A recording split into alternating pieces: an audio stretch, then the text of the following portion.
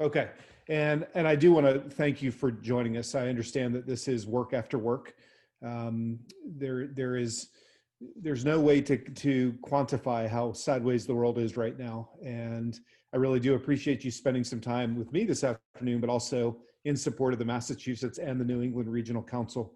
I was a member of the NCSS National Board for 3 years, and I can tell you that at the national level and at the state level, there's so much attention to trying to give you as educators what you need, the kind of support that you need, the resources you need. But believe me, I understand that, yeah, staring into a screen and managing conversations and trying to stay engaged is something that is probably dominating your days and most of your evenings. So my intent today is to share with you some resources that hopefully will help you. We can make this as interactive as we like. I've got a lot planned, but I also know that given the time and the afternoon and the pace of what probably has been your day already, I want to be aware of that and acknowledge that. So I can slice and dice this in a variety of ways, and I'd like to give the two of you in particular what you like, and then of course those who watch the recording, I'm going to try to be as explicit as I can. So let me take a minute and share my screen, and I'm going to do a short introduction about the tool, the resources, the center, me, myself, but then I'm going to give us a choice, sort of a pathway of the direction we can go in the coming time that we have together. So let me start by sharing my screen. Yeah, so again, thank you guys for joining.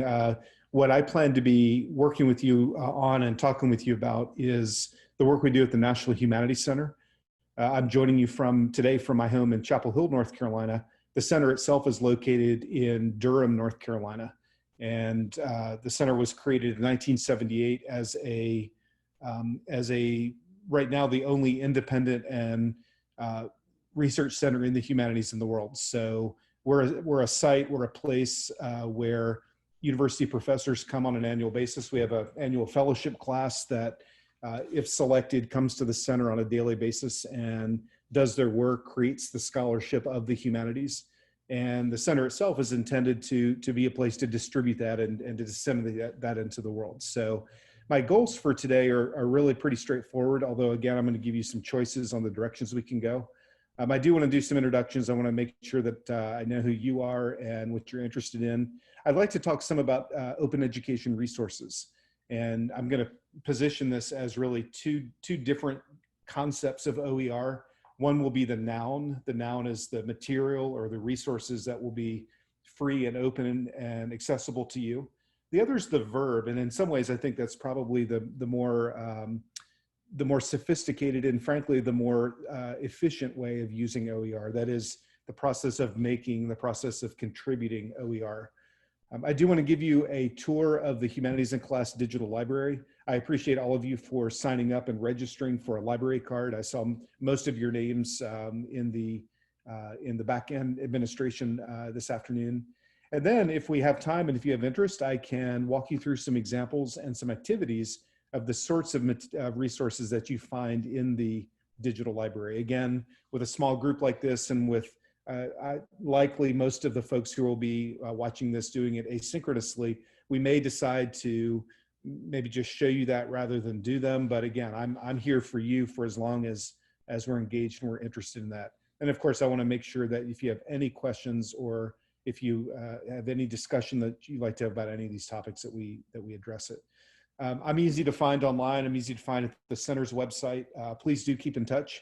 I'm particularly interested in supporting and working with humanities and social studies educators in New England. We've got a very strong presence in New England at all the states across the New England region. And I would love to be able to continue to work with you directly or your school, your faculty, and your colleagues. So that's the agenda. This will not take 2 hours. This will take as long as we want it to take, as long as it feels good. But please do make sure that we cover the kind of material that you're interested in and that brought you here.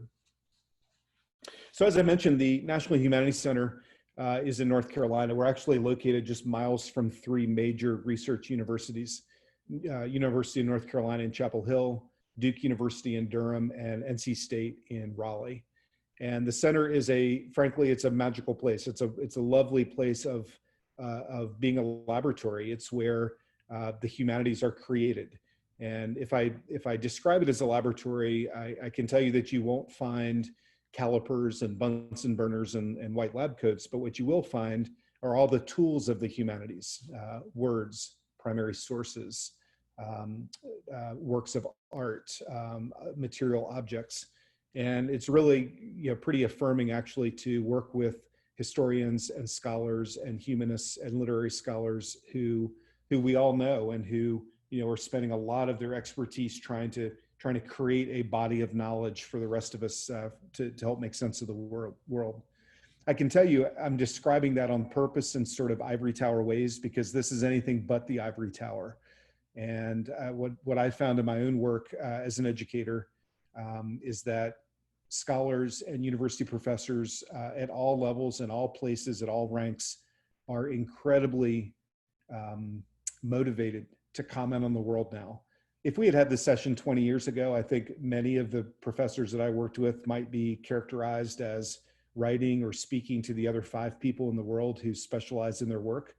But I'm really pleased to say that scholars, generally speaking, are really interested in commenting on the world, helping us all understand the complicated relationships and natures of the communities we live in. That's not to say that they talk down to or sort of talk in a way that we don't understand. They're very, very interested in being colleagues, in creating innovative approaches to the humanities, and really to position the humanities as something that's necessary for our citizenry. They're the skills and the perspectives and maybe the central world views that will get us through what is really a very complicated world right now. And part of what we do in my education department is try to inspire that kind of advocacy, so the humanities don't get regulated to the side while some of the other more standardized and tested disciplines get most of the energy at the K-12 levels. So it's really a great place. I hope someday you have a chance to visit and to work with us in some of our on-site work. But do know that there is a space where you can have direct access to the genesis of much of the work that you're interested in and the conversations that you find the most compelling. Our education department then is intended to create bridges between that scholarly world I just described and the world of the classroom. And I use classroom in a very agnostic way. Certainly a primary focus of ours is the K-12 classroom.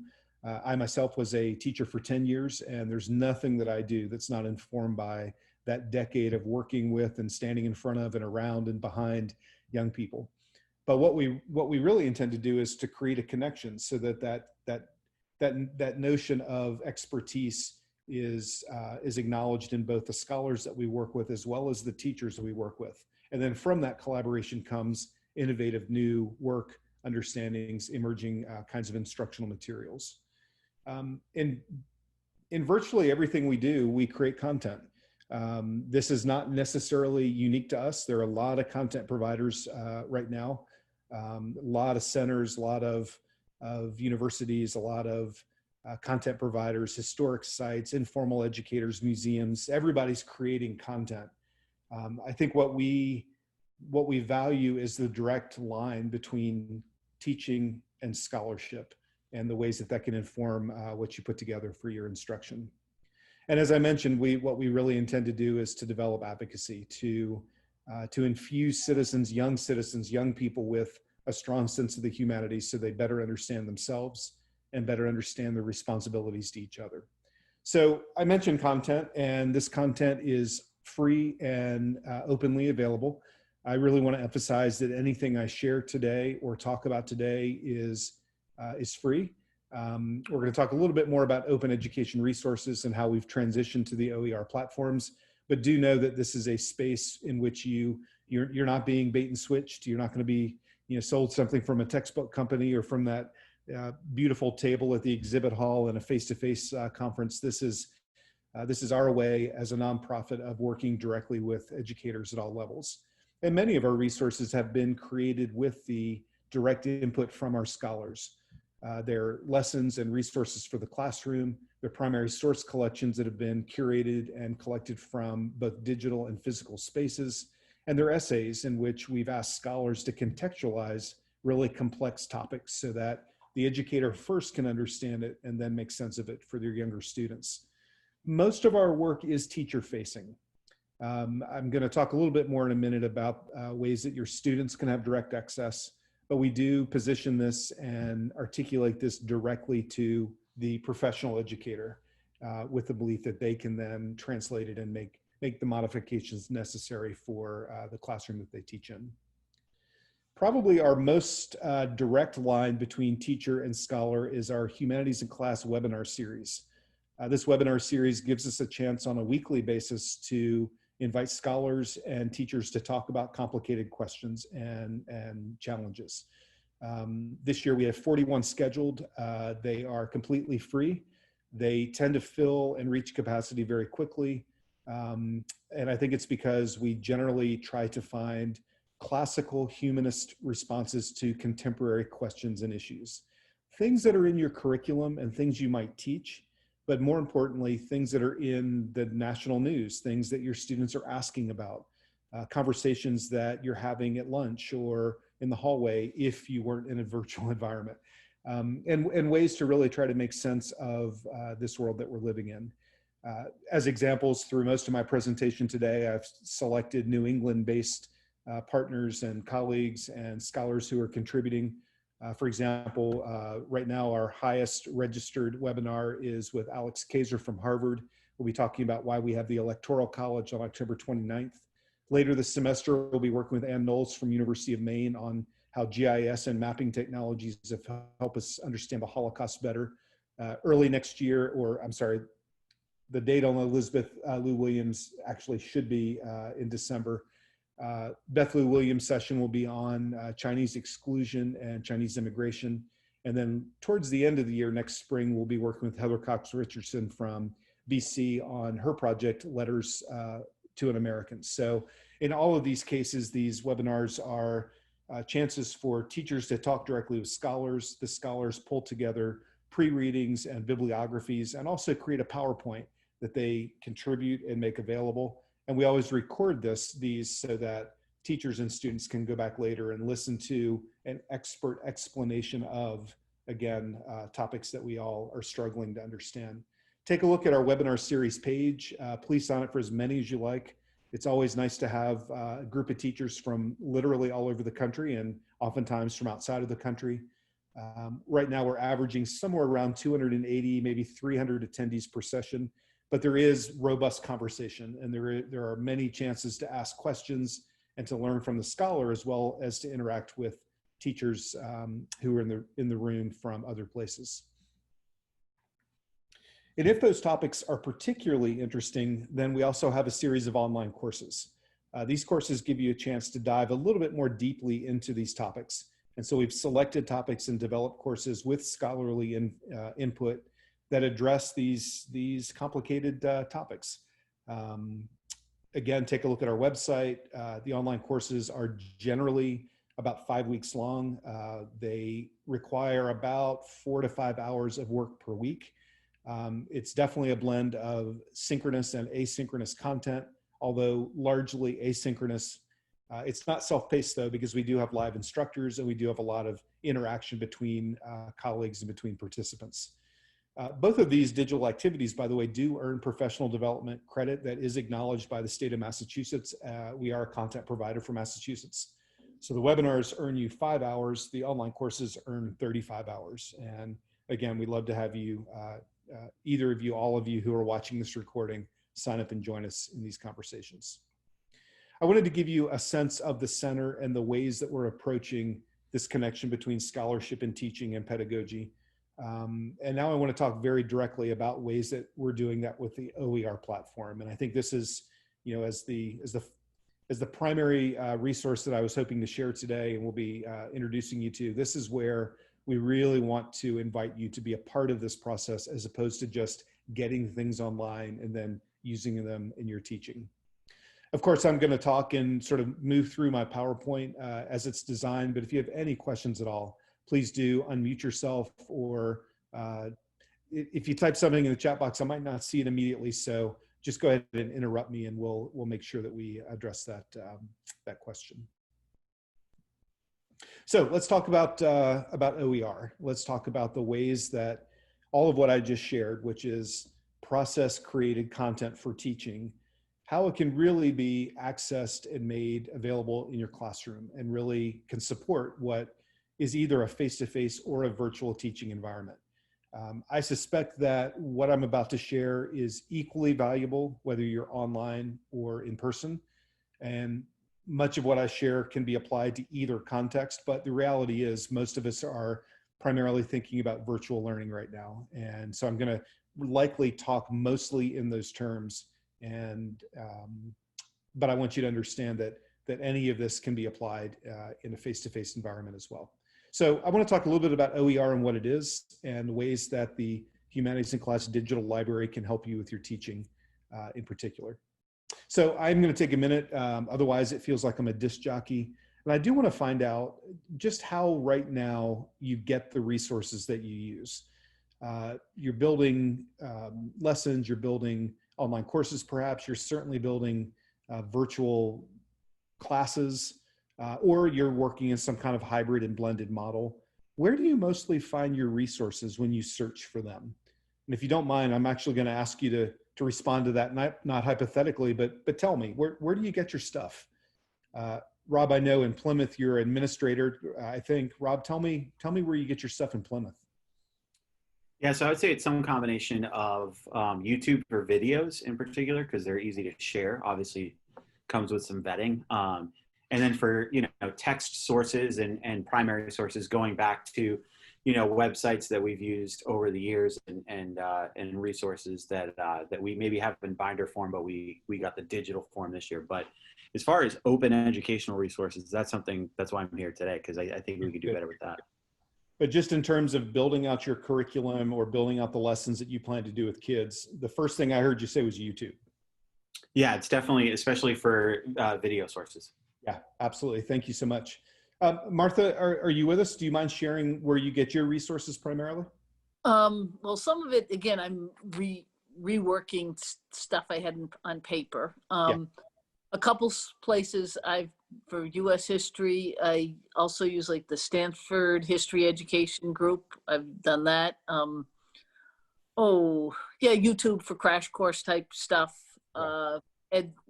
Like mixing up the Ed Siteman website, PBS Learning sometimes. Yeah. So those are some of them. Yep. So you've got some favorite sites. You in some ways, it sounds like trying to replicate what you were doing in a face-to-face environment, but you certainly mentioned some very vetted and high quality sites where you can get these kinds of resources. And it sounds too like you're primarily talking about getting content versus instruction. So you're not necessarily going to get lessons as much as primary sources or ideas that you can then develop into a lesson. Brenda, how about you? Do you mind sharing where you get your resources primarily? Hi, sure. I'm a K-12 humanities coordinator in Attleboro, and I'm new to this position, so that's why I'm here, trying to learn as much as I can and as quickly as I possibly can. We get our resources from a variety of places. We're working with a few nonprofits right now, one through Harvard. It's called the Democratic Knowledge Project, and they've been really helping us out. We also have keyed into iCivics, which is another open source place for resources. We have textbooks that our teachers use. And then in our younger middle school grades, I know they use like Scholastic News and Time Magazine and things like that. And ReadWorks and Newsella, we have a subscription to. And then we have something called Myon News, which has like current events and things like that. So we could use all the open sources we can get, and we're in the process right now of trying to build our curriculum and do a better job of what we're giving our students.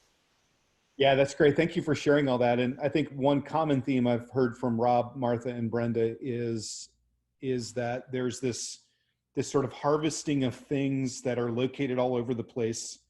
There's the stuff you're getting, but then there's the organizing and putting it in a place that everybody can have access to. So it's more than bookmarks on your laptop. It's more than a file cabinet full of papers. It's going out and finding and doing the research it takes to find credible, vetted, free and open material. But then once you have it, then comes the other piece, which is to instructionally build it into something that that is organized and makes sense according to your curriculum. Thank you all three for sharing that.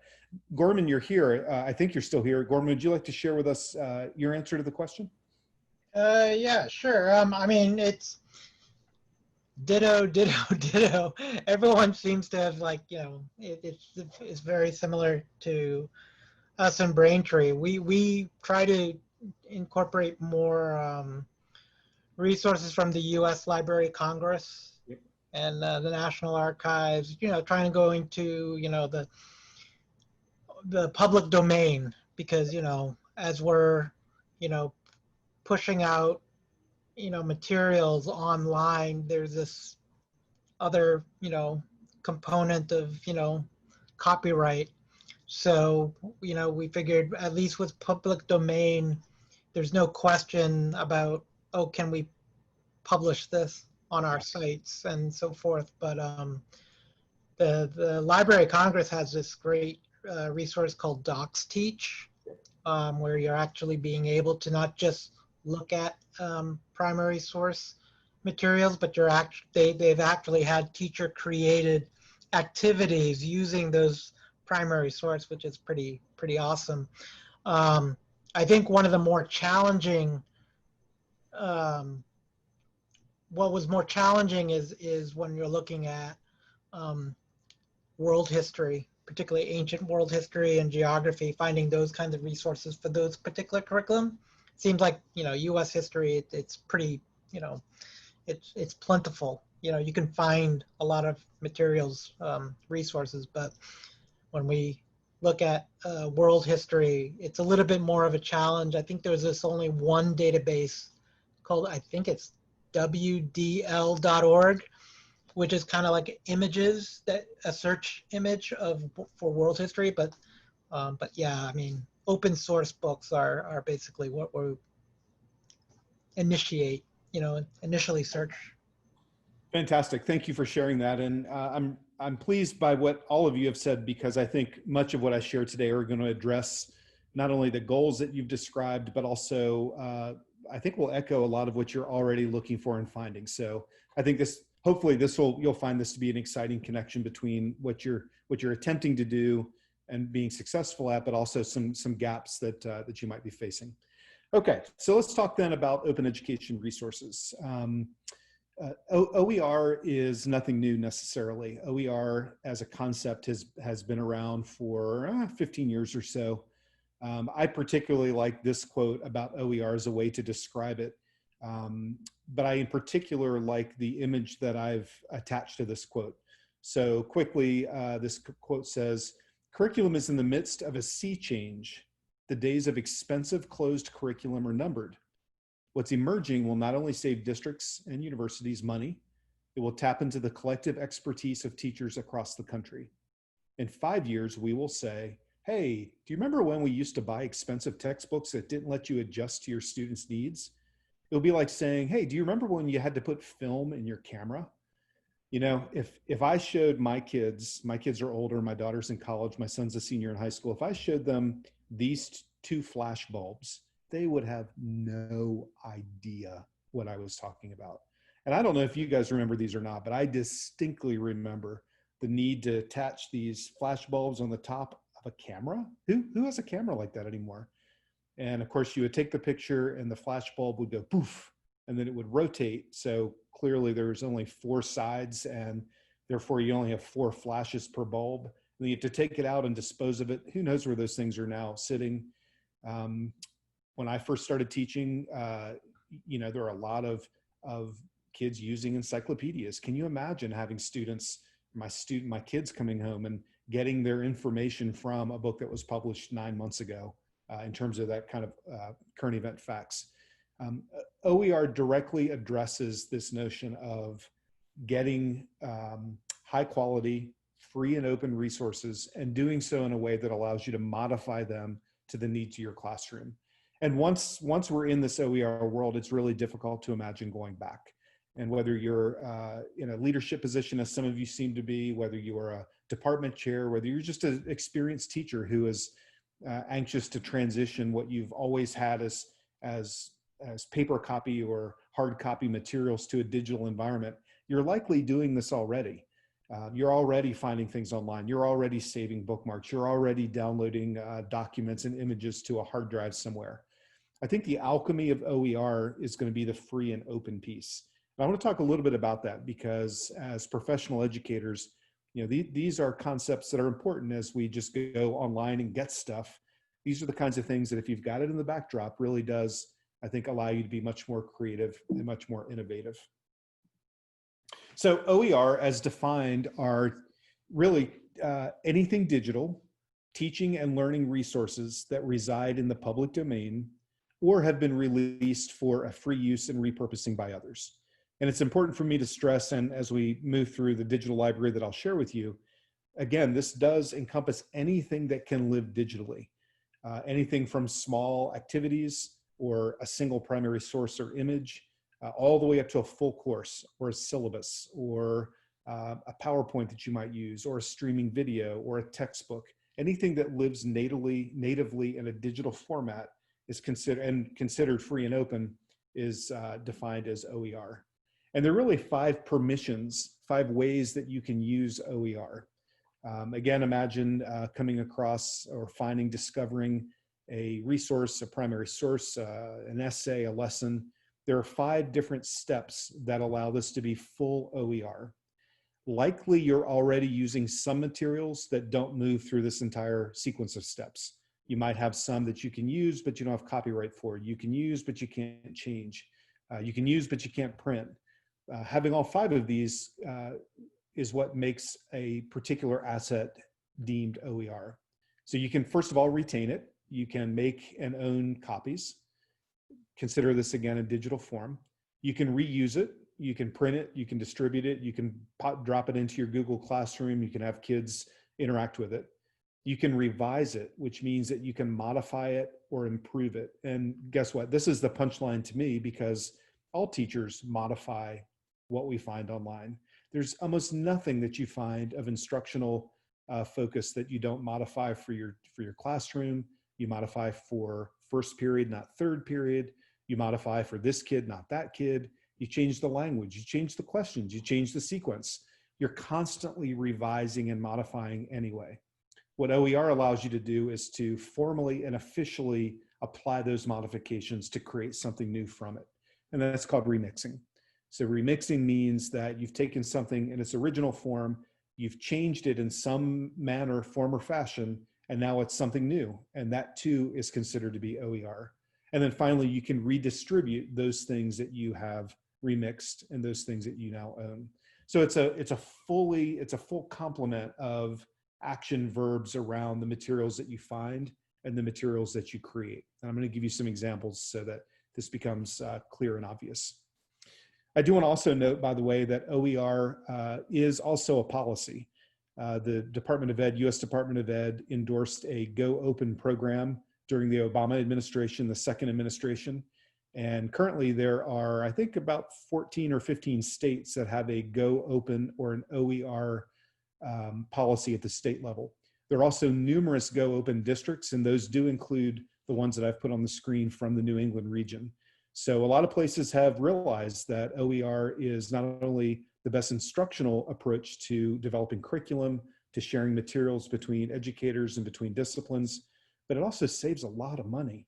When you're not buying big expensive textbooks that go out of date almost immediately, it is a cost saver. And that's one of the reasons why the community college systems across the country are particularly embracing OER, because it's a democratic access to material. Kids who can't afford to buy the textbook can't do well in the course. And so OER is also a way to counteract and move against the increasing cost of content. Gorman mentioned this notion of copyright, and here's where I think a lot of online materials really hit a challenge, and that is worrying about whether you have copyright access. Legally, ethically, and instructionally, OER and open is a legal framework for sharing. This OER gives you permission and full confidence and faith that you can use the material however you want in your teaching practice. And I think in terms of copyright, that's a really important thing for educators to to keep in mind. In terms of the Creative Commons license that everything I'll share with you today follows, we tend to stick to the bottom two Creative Commons license primarily. I'm going to explain more of this in the context of some resources I share with you, but quickly let me say that as you move from the upper left-hand quadrant, what I'll call number one, the fully open Creative Commons license means that, again, you have full access to do anything at all. The share alike or the SA license allows you to share it, but that's it. You can give it away. The NC or non-commercial license you will find on some of the materials in the digital library that I'll show you. And that's because we don't want folks to sign up and then strip out all the great material and sell it anywhere. We don't want the material to be sold on Teacher Pay Teacher or for some textbook company to want to come and grab something and publish it and make money off of it. We don't want it to be commodified. And then in the lower right-hand corner, what you'll find on some of the materials as well is the non-commercial SA or non-commercial non-derivative.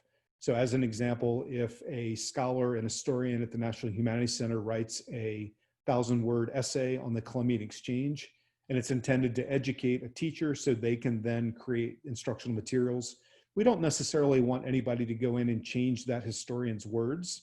What we do want is for a teacher to create lessons or instruction from that. That is the OER.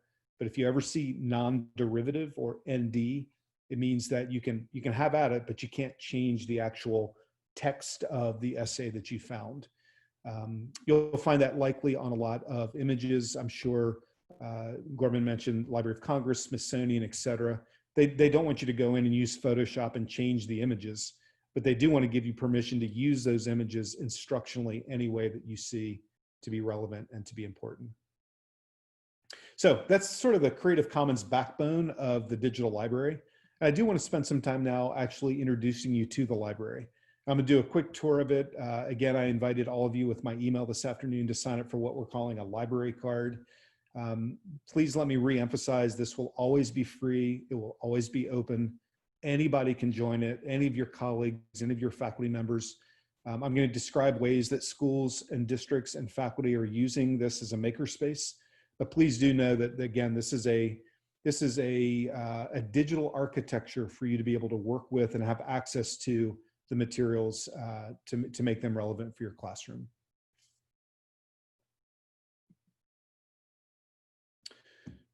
So the primary function, and what I will demonstrate in a moment, is that the digital library is intended to give you a chance to access materials. All of the National Humanities Center work is located in the digital library now. I would qualify that work as being in one of two categories. It's either scholarship, like essays or video lectures or primary source collections, and you'll also find instructional materials. You'll find lessons and PowerPoints and assessments and syllabi. And so if you just simply want to use the digital library as a place to get stuff, you can do that. It can be a place of consumption. It can be a place to go and to use a keyword and to find the kinds of materials that you can trust as being both scholarly embedded, also as being free and open. Let me warn you, and I mean warn in sort of a fun way, this is not Google. It's not intended to be. You won't find all things for all people, but you will find some really interesting and cross-disciplinary work that you likely won't find other places. And in particular, I believe, Gorman, you were talking about world history and sort of global studies kinds of materials. We have a lot of that sort of material. And that's because scholars spend time developing and creating that material. We also, I should say, have right now about 75 content provider partners who are also contributing materials to the library. And that includes many of the organizations that you've already mentioned as places you go. Places like iCivics or the Library of Congress or the Massachusetts Historical Society. And when you go in and use the library, you'll be able to cross-reference and cross-discover materials from all of our organizations simultaneously. So as an example, if you go in, and again, I'm going to do this live in a moment. If you were to type in social media, you might find a recording of a webinar that was recently published between myself and Darren Linville from Clemson University on the ways that social media was used to spread disinformation in the 2016 election. You might also find materials from Edcitement and the ways that the Civil War also had a viral media component to it. You might also find materials from the Library of Congress about ways that media literacy is an important function to teach at all levels. All of these materials are cross-referenced. Again, I'm going to walk you through this in a moment, but please know that anything you find is there for you to use. And I'd like to spend a lot of time today showing you how to use that in a technical way. I'm really pleased that we have so many content providers contributing, because what it does, I think, is it develops a landscape of materials. And as these things amplify and multiply and magnify with each other, then we can start to share them with educators at all levels. I selected just a few examples from the New England area. The African Studies Center at Boston University has just amazing resources on ancient Africa and ancient Africans. And many of those resources are now located in the library. There's a wonderful collection of video archive, the American Archive of Public Broadcasting, where short video clips from the last 50, 60 years of US history in terms of PBS stations is available. The Leventhal Map Center at Boston Public Library has a great collection of geospatial materials, of maps, of ways to use maps in your teaching. Of course, Massachusetts Historical, many of you are likely familiar with, but also we have some smaller organizations, and we've done that intentionally because they have great material, but just don't necessarily have the megaphone, the architecture to share that. So we are working with the Mystic Seaport Museum, also Reimagining Migration, which is a great organization associated with Harvard that archives and works directly with global migration. So these are the kinds of partners and colleagues that we have contributing and working in this space. We're adding partners all the time. We're adding resources and users and partners on almost a daily basis. So this is an ongoing and sort of churning library, as it were. Before I open up the library and give you a short tour, again, let me emphasize that, excuse me, that not only is the digital library free and open, but it does connect to your Google Classroom, and it does integrate into most learning management systems. I put most in parentheses because there's likely always to be one that we're not seamless with. But this can be student facing. There certainly are teachers and educators who are using this as a way to introduce students to primary sources or videos or streaming materials to use in their instruction and in their lessons.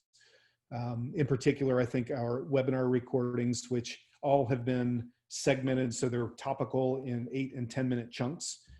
I think a lot of teachers are assigning these to students to watch as part of their activities, and you can connect the library directly with your Google Classroom if that's what you use. While it's educator facing and the language is definitely sort of a professional collegial language, I think it is appropriate to put some context and to share this with students, whether it's as a full group or as individual assignments. And I do want to emphasize as I give you the tour that there's also a way to create groups and create communities where you directly can be responsible for the curation of the materials. So that might be for a class you teach in Plymouth, or a faculty that you have in Attleboro, or another selection of educators you work with in another part of the state. So this is something that you have full access to add to and work in, as opposed to just get stuff. So I'm going to give you a short tour of the library, and I want to describe to you the functionality. I think you've all signed up for a free library card. If you haven't, please go ahead and do so. I'm going to take just about a 30-second pause to give you a chance to open up the website itself, education.nationalhumanitiescenter.org. And then I'm going to change my screen share, and I'm going to open the library as well and give you a walkthrough and show you how you can use this in a very direct way. Are there any questions for me before we transition in that way? I see there's a couple of chat. Let me check that real quick. Brenda's asking me, do these webinars have a target grade before viewing? So Brenda, the webinars are created for adults. They're created for other professionals, and they are definitely a professional conversation. But at the same time, the whole point is to have complicated conversations with non-experts. So I think you'll find as you listen to them and access them, they are very conversational. They're very familiar. They're very episodic. It will feel a little bit like a radio program. They're fun. The educators, the participants all ask questions and contribute via chat box. And myself and the guest, the lead scholar for the night, go through a pre-developed PowerPoint that is largely images, sources, short chunks rather, not a lot of text. This is not a university lecture, but it's definitely a place to get context around these topics. I personally would feel comfortable sharing them, many of them, with as young as middle grades. I don't know that some of them I might be able to think about for elementary, but more likely as a teacher, I would take what I learned in the webinar and the PowerPoint itself, and I'd modify it for younger audiences. So again, the scholarship is infused in whatever you develop for a 4th grade or a 6th grade classroom. I could imagine though assigning, one of the webinars right now, our most popular one, popular is the wrong word, our most accessed webinar recording is the history of white supremacy with Adrienne Lentz-Smith, who is a historian at Duke. And she spends 75 minutes describing the history of white supremacy in US culture. That's really powerful stuff. And I could definitely imagine assigning that to a high school student or classroom and saying, here's the lecture. Here, you're now going to get what white supremacy, how to contextualize white supremacy. And then as a teacher, do some activities around that to help unpack it and help better understand it. Okay, so I'm going to stop sharing this screen and I'm going to go to a different one.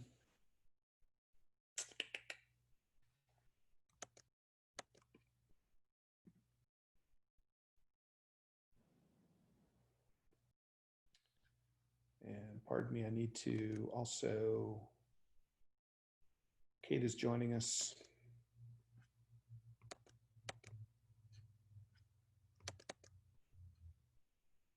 Hey there, Kate. Thanks for joining. I appreciated the email you sent too, by the way. I know you were arriving a little bit later. Okay, so hey, Rob, do me a favor if you don't mind. I always get a little bit OCD about this. Just give me a thumbs up if you can see my screen.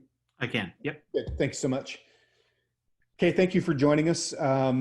We've talked for about 50 minutes or so about OER and about the ways that OER can be used in your classroom. I have recorded this session, so I'm going to just keep moving forward, and then I'll make sure you get a link to the recording and you can catch up on the early part. So this is what we're calling the National Humanities Center Humanities in Class Digital Library. This is a closed library in the sense that you do have to have a library card in order to enter it. Anybody can have a library card, including your students. So you're welcome to assign them to get a library card if you assign them something in the library, or you can directly link to this in your LMS or in your Google Classroom. And primarily we wanted to do that because it's important for us to build community around the members of the library. We won't share your information with anybody. We don't sell you anything. We're not going to commodify this in any way, but we didn't want this to be just an open link on the line where, we see Google Analytics telling us people visit. We want to work with people and sort of contribute to the curriculum that you're developing and accessing. So once you've signed in, you will not log out unless you actively do so. And we've built that in so that you don't have to keep logging in. Log in one time, and every time you come back to the site, you should be already logged in by your cache. So this is the front door. Consider this the front door. And from top to bottom, you can see many of our featured content provider partners. This rotates on a regular basis. The link on the extreme left is where you sign up for the webinar series that I've talked to you about. So again, we have 41 scheduled. I think we've done 8 so far. So there's still quite a few available if you're interested in joining us. You can have access to news and announcements from both the center and from our partners, as well as view an active Twitter feed. We'd love to have you follow us on Twitter. You can also directly access to other National Humanities Center activities, including the online courses and the workshops and institutes. And we've got a variety of contextual information about the center. If in particular you want to see the credibility of and be able to share the work we do at the center. You've got plenty of press information down there. Your library card is your direct link to your profile, and that's in the upper right-hand corner. So if I click my profile, you'll see my library card. I would encourage all of you to complete this profile as much as you feel comfortable, because the more that's there, the more that you can connect with others, including the center. So an image, your interests, a short background, maybe your social media. And what this does is allow all of us to find others of like interests and like minds. So the profile is a way for you to be a member of the library. I should also point out that in your My Items tab, you can curate and select materials that for you individually. So in a moment, I'll show you how to do this, but it's like a shopping cart, although there's no cost associated. It's a way to pull things off the digital shelves and place them in a basket so you can find them later. And the folder structure is anything you want it to be, whether that's by standard or by curriculum, whether it's by topic, whether it's by timeline, whether it's by author. You can create any folder structure you want and then curate the materials in the library to that place. Your profile will always give you access to these selected and private information. So anytime you want to find your stuff, you just go to this little icon of your face or your name in the upper right-hand corner. I suspect that most people, at least at the beginning, will use this resource as a place to access information, and that's very appropriate. It's completely appropriate to use this as a card catalog. So this is a card catalog. I approach it as a user. I'm really going to beat up the metaphor of the library today, by the way. So I've walked in the doors, I found the card catalog, and I'm going to type in the key term, Black Lives Matter, because this is something that all my kids are talking about, and it's something that I want to be more informed about as I create materials. I don't want to go to Google and just find anything that anybody has made. I want to find some stuff that gives me some really clear guidance on how to understand this. Type in Black Lives Matter. If I wanted, I could select a subject in an education level. When I select search, you'll notice that 11 results come up. Now, that's not that many, I guess, but on the other hand, it is. This isn't Google. This isn't 33 million hits. This is a tightly contained resource bank that you can access scholarship and instruction simultaneously.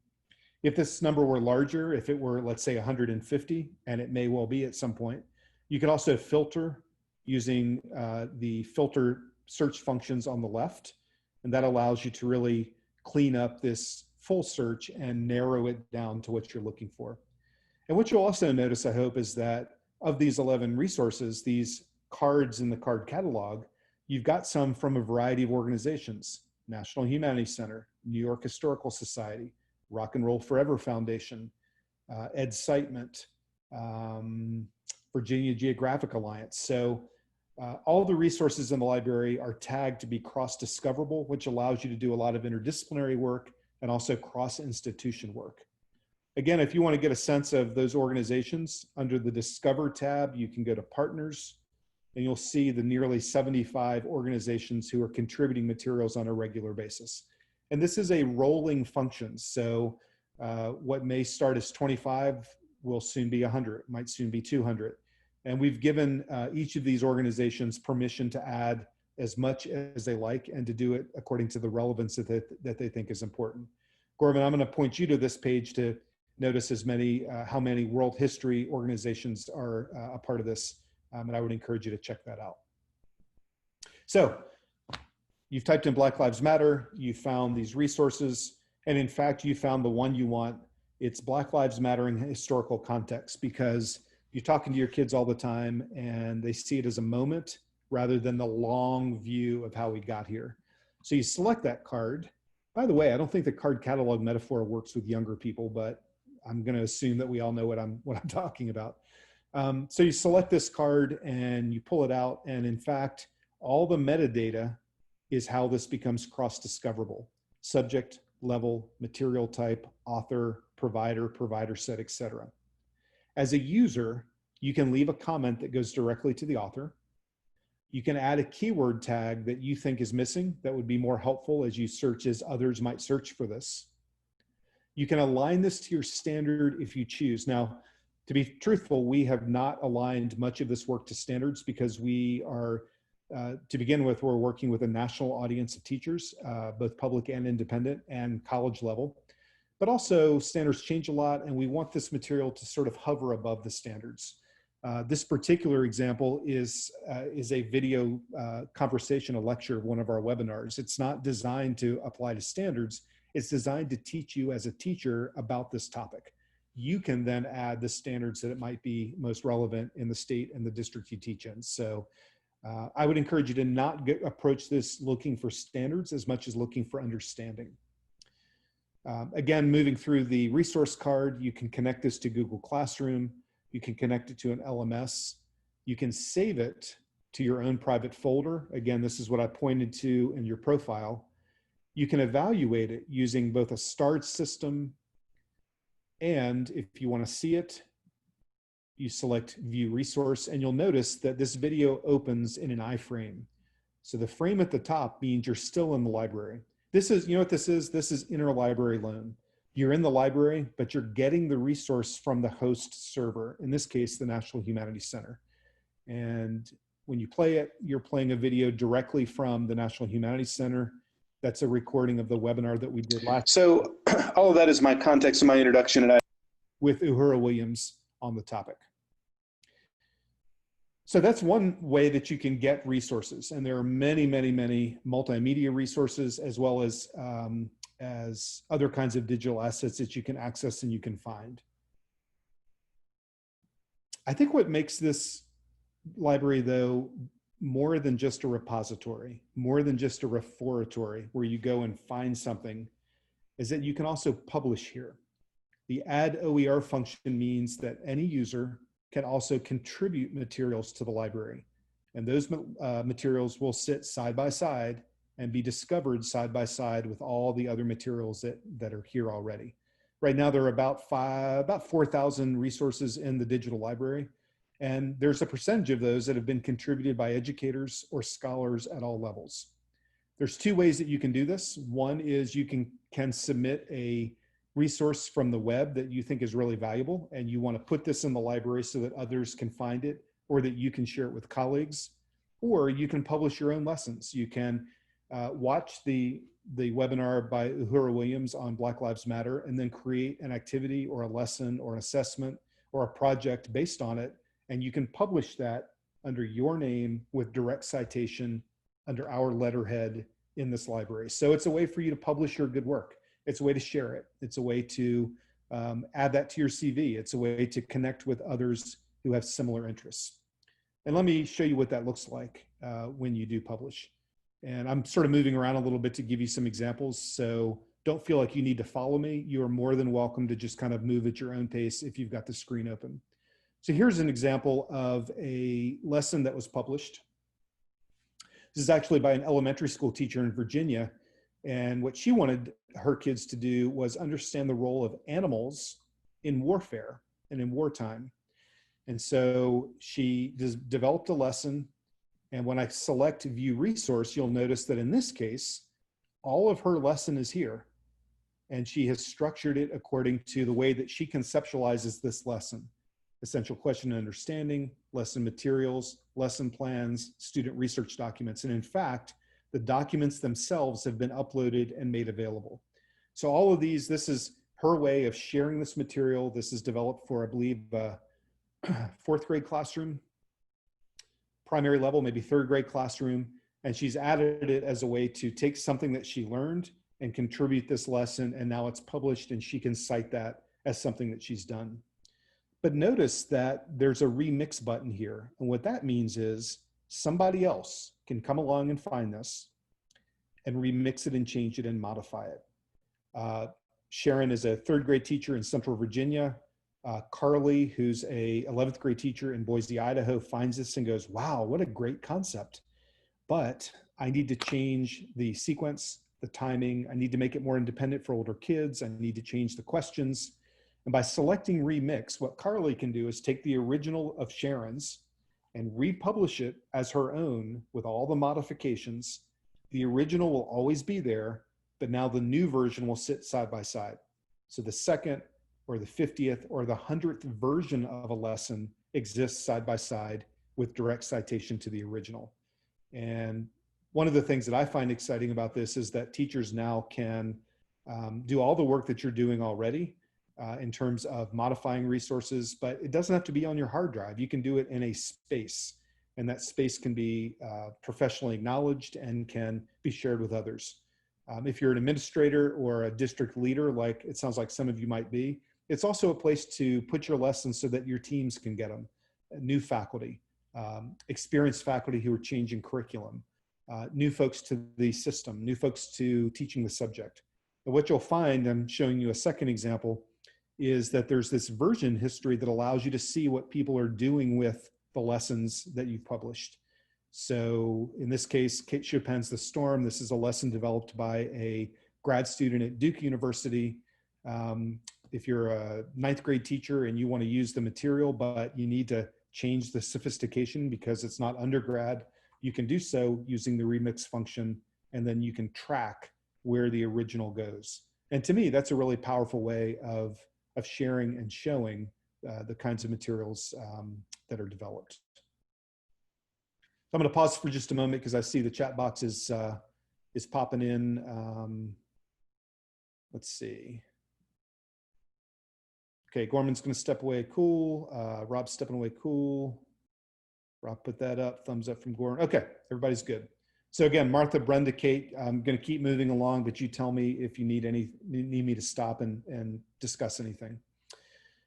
So you can contribute materials, which I think is powerful. The other way that you can contribute or publish materials is by tagging the materials that you're already using, the website you're already using. So let me give you an example.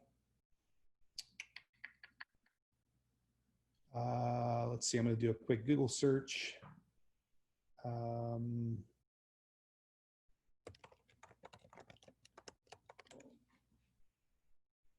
So in this case, the resource itself is not a published lesson, but rather a website that has been contributed by one of the users. And in this case, the website is still in the iframe. You're not actually creating a lesson, but you're just saying, this is a website that I love. I use it all the time. It's great material, and I'm going to put it in the OER framework so that others can find it and others can use it. The last thing that I want to share with you then, and this is a 3-stage piece. The first is consuming, meaning getting materials. The second is producing or publishing materials. The third then is the community, and that's in the group function. Any user can start a group. You're welcome to start a group. Again, this group might be 8th grade teachers in Massachusetts. It might be US history teachers across the country. It might be a world history topic. The way that you conceptualize that can be anything that you like. And while this isn't a learning management system, I think it is, you know what this is? It's a conference room in the library where you can convene people and you can share things with them. They can work in the library and then they can go off and do their own thing. I tend to use this a lot with face-to-face and classes that I teach. For example, do a lot of work with graduate students, PhD students in the humanities. And I tend to structure groups where all the members in that class are all required to join, so they get to know each other. We have discussion threads where I can distribute information and ask questions. And maybe most importantly, I can curate materials and I can place them in a folder structure so that groups are assigned work to work in. And this allows me to keep it all in one place. So we're still accessing the OER library, but we're working in an OER makerspace.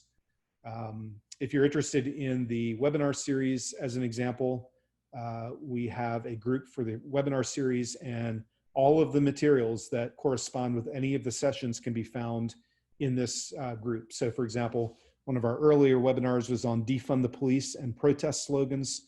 And if you go to that folder, you'll find not only the webinar resources and a recording of the webinar, but other instructional materials around teaching protest language to students of all ages. So it's intended to be a place to go and find this. Really important for me to emphasize that anything you find here is free and open, meaning you can access it, you can use it, you can download it, you can print it, you can put it in your PowerPoints, you can put it in your classes.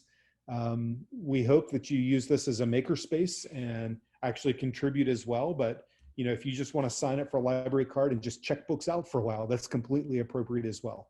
But what we see this becoming is a central place to find all the resources many of you have mentioned already. Our partners are contributing. We're finding ways to broaden the collection.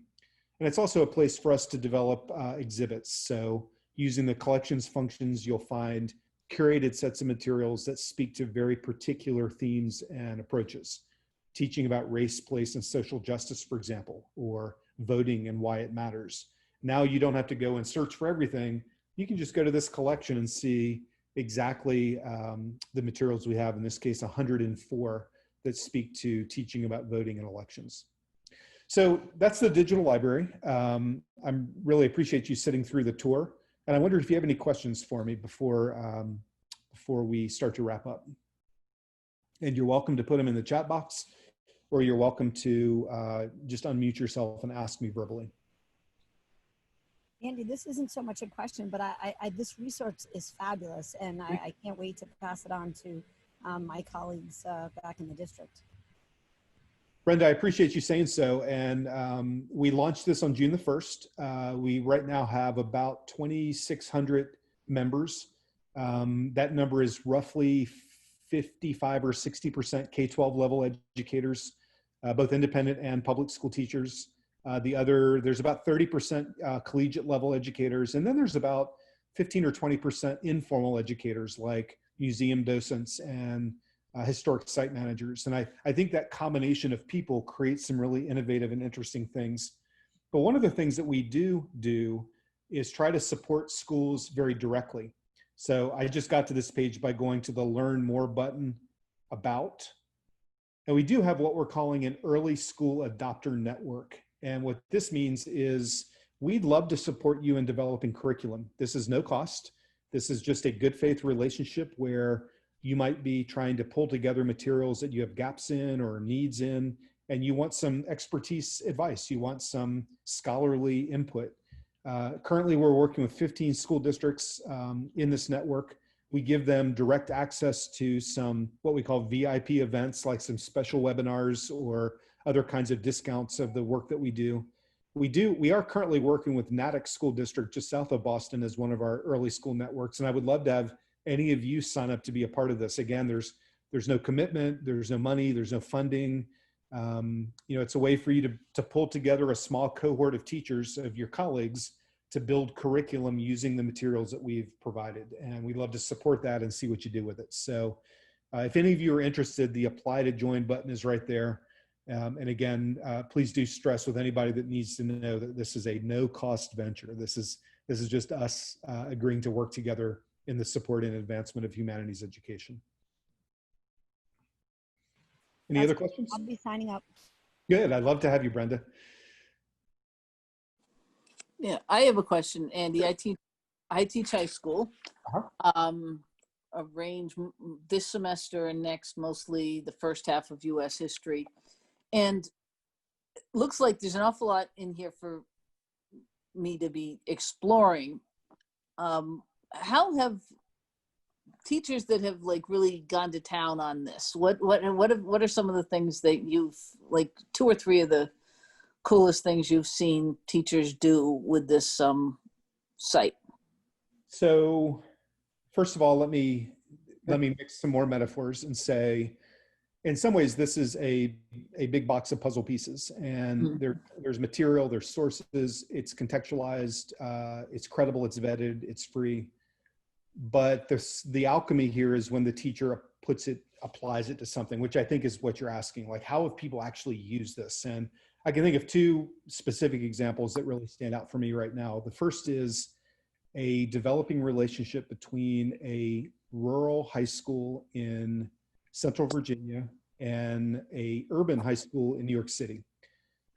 Madison County High School in Virginia, Bank Street School for Children in New York City.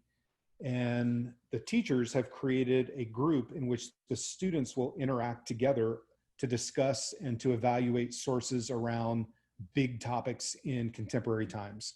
And when I say big, I mean things like social justice, things like rate in place, trying to develop ways that the materials themselves can inspire the conversation that's then published as the lessons and the activities. So to me, it's just a lovely way. It's a wonderful way for teachers to be inserting students in this.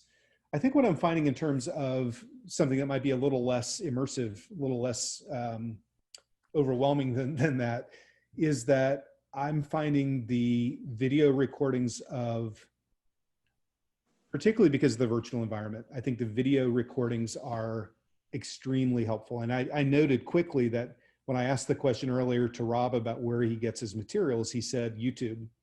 So the recordings, I'll do the math real fast, 250 or so webinars we've done. And the recordings of the scholar discussing and explaining in really clear, grounded terms some of these topics, I think teachers are finding super helpful. What we've done is gone through and taken a 75-minute webinar recording and cut it down into sequences of 10 and 12 minutes. So here's one as an example. Kelly Lytle Hernandez is a wonderful historian at UCLA who specializes in immigration. And we took her webinar and we divided it into 4 sections and named them. And I am finding that teachers are assigning these clips to their students to better understand these topics. In this case, Kelly talked about immigration control. We've got a second recording that talked about the push-pull of Mexican immigration, essentially the same topic from the two different perspectives. And this was done several years ago when conversations around the wall were really big. And teachers loved being able to ask students to see both sides of the wall. Why is Mexican immigration and displacement really, it's really displacement. That's the punchline, right? It's running from violence. Why is that happening? And then what's the history of the immigration control on the other side?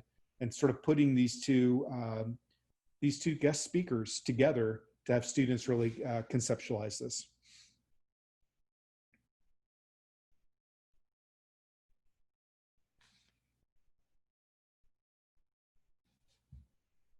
Any other questions? I'm going to stop sharing my screen now.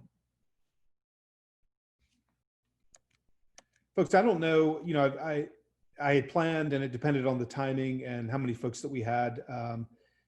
We had talked about, I had thought about actually doing some of the activities, and I don't know that that's appropriate for the setting and the format today, but I would encourage you to look through the library. I'd encourage you to reach out and be in touch with me in the center anytime that we can support you.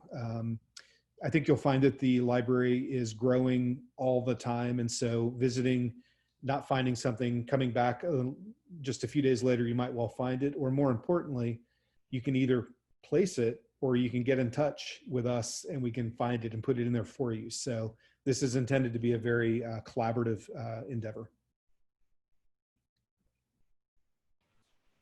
Again, thank you so much. So very helpful. I thank you as well. It's 5:30 now. I think that's, you guys have likely been in front of your machines for a long time. So I think you need to get some dinner, but I think Rob did place a survey link in the chat box, and I think he asked me to remind you to complete that. I'm also going to put my email address in the chat box, and I would welcome any emails or questions you might have. Whoops, I did that privately. And I would also love to see you and any of your colleagues or even students in some of our live webinar events. Our next one is Tuesday. We'll be talking about the election of 1860. The last one we just did was on polarization. So we've set those two things against each other. As polarized as things seem now, they've been polarized before. 1860 was a pretty big election year as well. Okay. Thanks, Thank you everybody. so much. Thank you. Sorry I had to miss the beginning, but I'll reach out and I have okay. some really specific questions. So Of course, I'll reach no out and we problem. can set up a time to talk. Thank you.